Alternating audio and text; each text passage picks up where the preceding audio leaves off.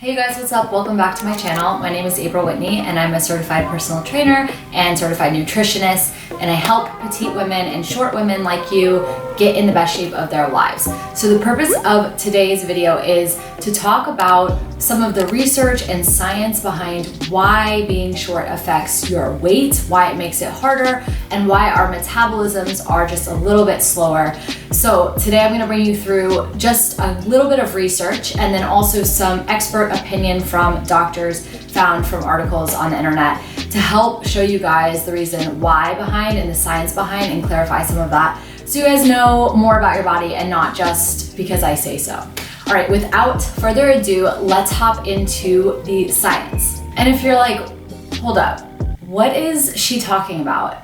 I don't have a slower metabolism as a shorter woman. You might not. A lot of factors contribute to metabolism. If you're new around here, welcome to the Short Girl Gang. We mostly talk about our height, how to feel powerful in our skin, how to feel powerful in our bodies through lifting weights, strength training for women in general, but specifically petite women. So if you're new here, I just want to say welcome. If you're sort of shocked that maybe your metabolism is a little bit slower because you're short, it's okay. We're gonna go through all the science and things might start to click for you and you might start to be like, oh, that's why I can't follow this tall girl diet, or why dieting doesn't work for me, or why cardio doesn't work for me.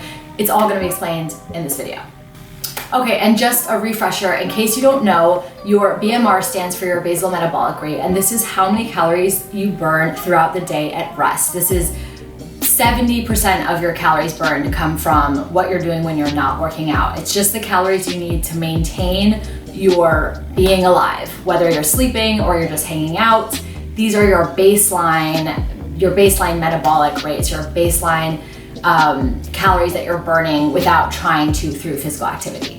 So there are lots of things that affect your BMR. The one that I talk about a lot is height and body size, but there's some other ones that I'm also gonna list for you guys so that you know it's a list of factors that contribute to how fast or slow your metabolism is, some of which you cannot change and that's fine, and some of which you absolutely can change, and that's what the focus of this channel is on. So a couple of the ones you can't change, but it's just good to know what's playing a role. Your age, right? As you get older, your metabolic rate is going to slow down a little bit. This is mostly because of the loss of muscle tissue. So you can actually kind of offset this by continuing to lift weights as you age. Your gender affects your BMR. So men tend to have slightly faster metabolisms. Your genetics is playing a role, not to any extreme extent, but genetics is playing a role in your BMR. Now moving on to the things that you actually can control, and we do have some control over. The first one is your muscle mass. This is the most important one.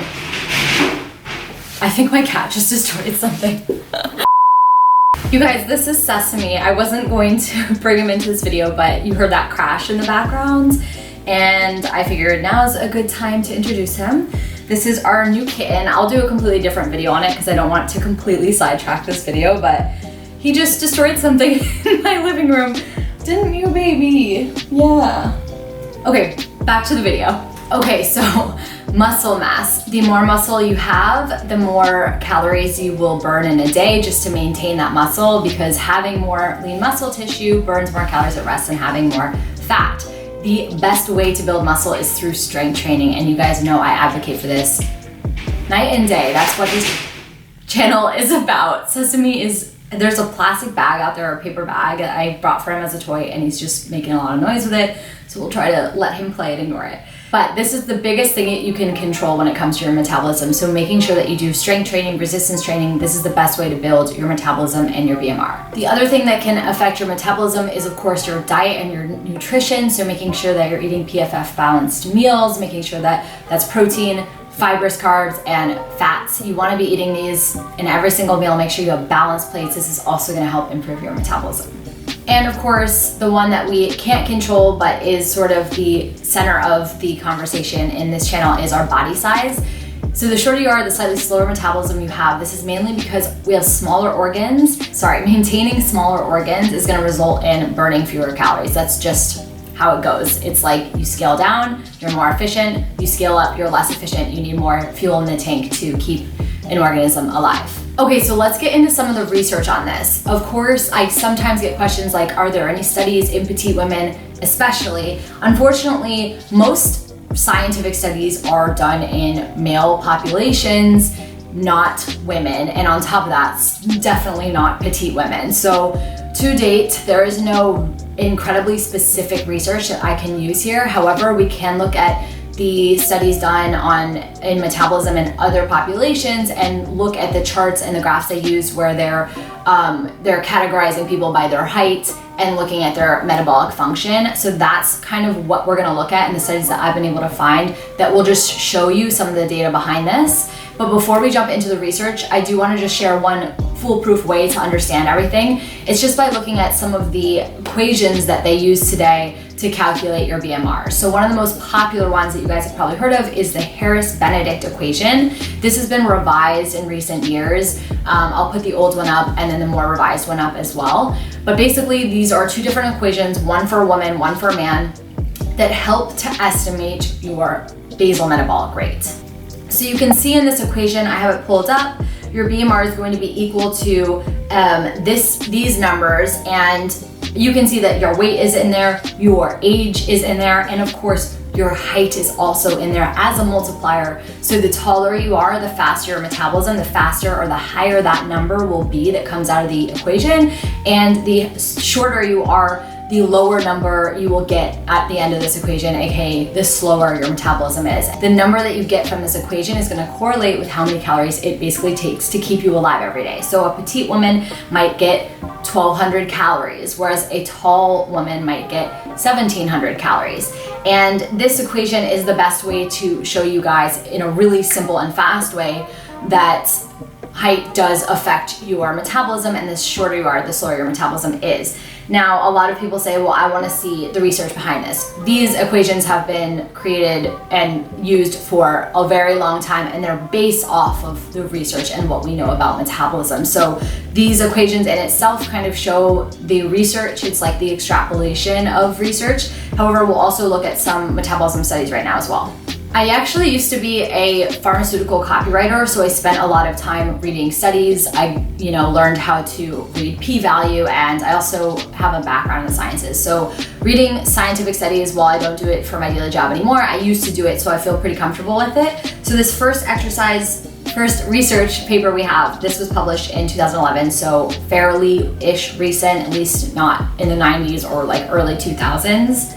And this study is called Effect of Constitution on Mass of Individual Organs and Their Association with Metabolic Rate in Humans. This one is going to have some relevant info for us. And I'm just gonna read a little summary I wrote. So this study discusses how resting energy expenditure is correlated with height and weight, among other things, of course, and also notes that, quote, the effects of stature on REE are partly explained by relationships to organ mass, end quote. So they're basically just showing that how the differences in organ sizes do affect metabolic rate. So the shorter you are, the smaller your organs are proportionately, and the slower your metabolism. Number of graphs in this study, one of which is REE, so resting energy expenditure, plotted against height and weight for men and women. And you can see in this graph, the lower your height, the lower your REE. And REE is different than BMR, your basal metabolic rate and your resting energy expenditure. They are used sort of interchangeably, but they're measured slightly differently. But for the purpose of simplicity in this video, we will say they are pretty much the same. Of course, they're not the same, so don't quote me on that, but they are measured slightly differently, but a lot of times they do use them interchangeably. Okay, so in the discussion of the study, it says that whole body metabolism is a composite of different metabolic rates in different organs or tissues, meaning they're looking at the metabolic rate occurring all over the body in different organs and looking at the composite measurement from all the different metabolic rates that are being carried out simultaneously, because your metabolism is an aggregate of hundreds of thousands, probably like millions of metabolic mini processes happening in the body. It says FFM, or fat-free mass, is the major determinant of REE, explaining up to 80% of its variance. So again, your muscle tissue is going to contribute to a faster metabolism. The more you have, the faster your the more you have, the faster your metabolism will be. Present data point out to the idea that in humans, the inter-individual variances related to scaling of organ mass to height and weight is a further determinant of variance in our AE. So again, height and weight are playing a role in your metabolism. Okay, I think we've looked at this study close enough. Let's move into another one that I have here. This one was published in December 2012, and it's called The Relationship Between Basal Metabolic Rate, Gender, Age, and Body Composition in 8,780 white obese subjects. Again, not our population necessarily, however, it can have some helpful information for us. So this study plots height and BMR on a graph in obese individuals, but it still shows how shorter people are linked with slower BMRs. You can see on this graph, of course, the fact that they are obese is playing a role in having a slower metabolism, given their fat to muscle ratio is different than in a leaner individual. So again, this is not perfect data because we don't have studies in our exact demographic. However, it is useful information and it is widely accepted that height plays a role in your metabolism. Now I'm just gonna share a couple expert opinions I've found on the internet from articles and doctors contributing to these articles. This one's from Women's Health magazine in 2018. Quote, shorter women have slower metabolisms, explains Craig Primack, MD, president-elect of the Obesity Medicine Association. The average woman has a basal metabolic rate, or BMR, of 1,400 calories per day. That means if she lays in bed for 24 hours, she will burn 1,400 calories. But I see women who are shorter than 5 feet with BMRs of 1,200 calories, and some who are 5'10" or so at 1,750 or more per day. Again, summarizes exactly what we're talking about. The article goes on to say, the short answer, LOL, the smaller your body, the less energy it needs and the less it burns. The longer version, short females naturally have less lean mass on them, Primack says. Lean muscle mass includes your muscles, your organs, your bones, your connective tissues, basically everything that isn't fat or water. Lean mass is the biggest factor in how many calories you burn at rest, walking to work, or crushing it at the gym. In fact, research published in the medical journal PLOS ONE explains that the size of people's kidneys, brain, liver, and muscle accounts for 43% of differences between people's BMRs. And yes, organ size is proportional to overall body size and height, with short women having smaller vital organs than taller ladies, says nutritionist and strength coach Marie Spano. So there's another kind of similar opinion based on the research that we currently know. Here's an article published by Marie Claire in 2018. It's harder to lose weight if you're short, study says. This was based on that same paper that was cited in the last article, the PLOS ONE journal. From Shape magazine, is it actually harder to lose weight when you're short? It says, so let's get this out of the way. Sorry to say it, quote, but it's true that shorter women have to consume fewer calories to lose weight than taller friends if all other factors are equal, says Louisa Petra, MD, a board-certified cardiologist who specializes in weight loss. In other words, the harsh reality is that even if you have the same activity level and the same level of overall health, your taller friend is going to be able to eat more and still lose more weight than you, a shorter person, can. And because you have to eat fewer calories to see weight loss results or to maintain your weight, it can feel a lot harder. Okay, you guys, I want to stop there because that is not necessarily true. If you do not lift weights and you live a sedentary lifestyle, then yes, as petite women, we are not going to be able to eat as much.